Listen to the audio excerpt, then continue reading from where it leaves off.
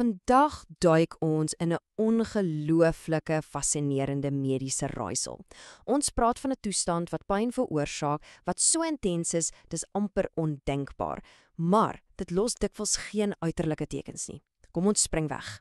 Stel jou net gou hierdie scenario voor. Skielike, verskeurende pyn in jou maag.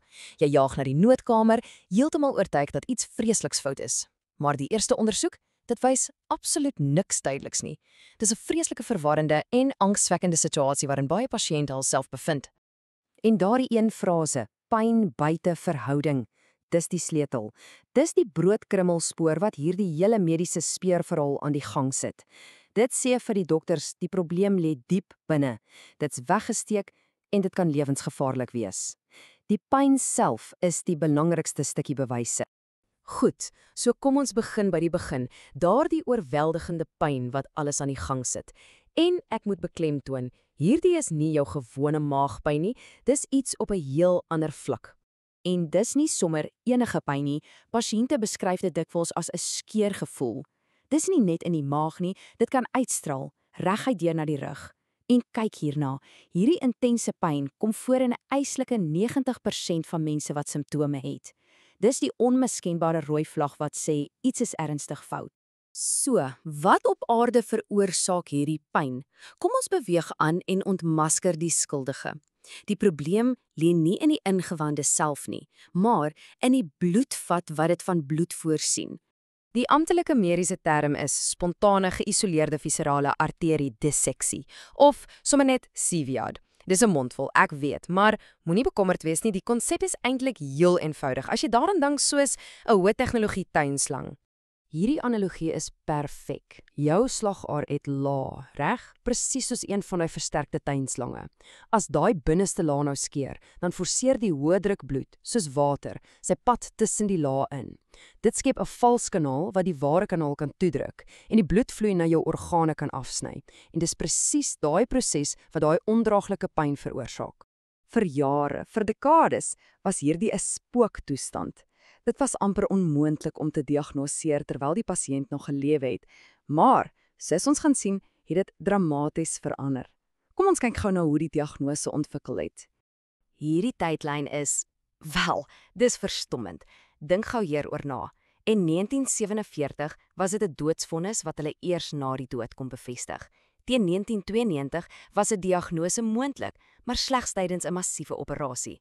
En vandag, 'n vinnige, nie indringende RTA-skanning kan die probleem in meer as 95% van gevalle uitwys. Tegnologie het hierdie toestand letterlik verander van 'n fatale raaisel na 'n hanteerbare diagnose. OK, so ons weet nou wat dit is en hoe dokters dit opspoor, maar die groot vraag bly, wie kry hierdie ding en hoekom? Kom ons ondersoek die hoofteorieë en wie die tipiese pasiënt is.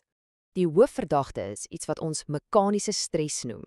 Die slagaar wat die meeste geraak word, maak 'n skerp draai waar dit van 'n vaste posisie na 'n meer beweeglike posisie oorgaan.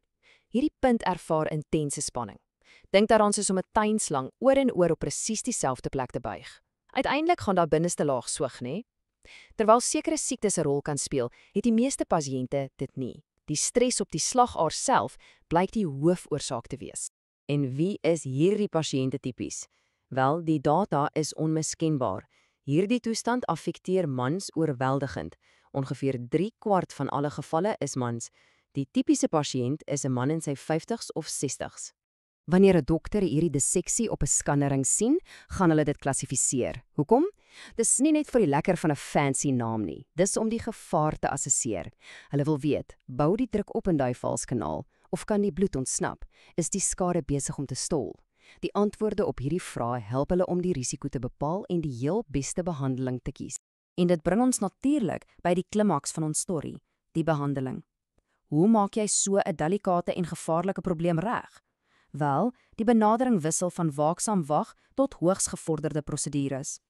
Dokters volg 'n baie duidelike plan. Vraag nommer 1. Is dit 'n noodgeval?